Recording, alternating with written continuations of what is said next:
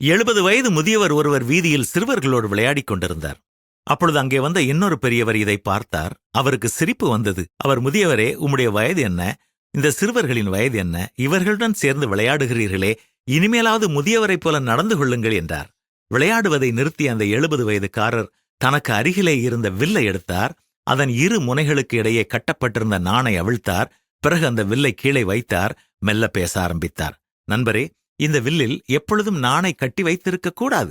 வேட்டைக்கு செல்லும் பொழுது மட்டும்தான் நாணை கட்ட வேண்டும். வேட்டை முடிந்ததும் நாணை அவிழ்த்து விட வேண்டும்.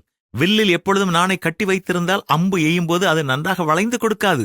அம்பும் நீண்ட தொலைவு செல்லாது.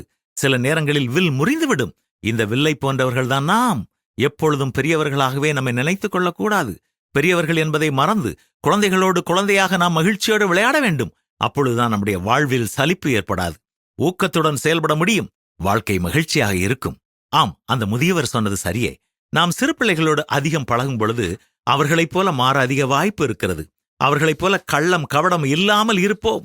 மனத்தாழ்மையை கற்றுக்கொள்வோம். மன்னிப்பு கேட்பதும் மன்னிப்பு கொடுப்பதும் எளிதானதாக இருக்கும் என்பது உங்களுக்கு தெரியுமா? இயேசு என்ன சொல்கிறார் தெரியுமா?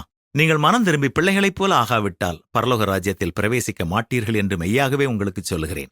ஆகையால் இந்த பிள்ளையைப் போல தன்னை தாழ்த்துகிறவன் எவனோ அவனே பரலோக ராஜ்யத்தில் பெரியவனாயிருப்பான். இப்படிப்பட்ட ஒரு பிள்ளையை என் நாமத்து நிமித்தம் ஏற்றுக்கொள்ளுகிறவன் என்னை ஏற்றுக்கொள்ளுகிறான் என்றுதான் வேதமும் நமக்கு கற்றுத்தருகிறது.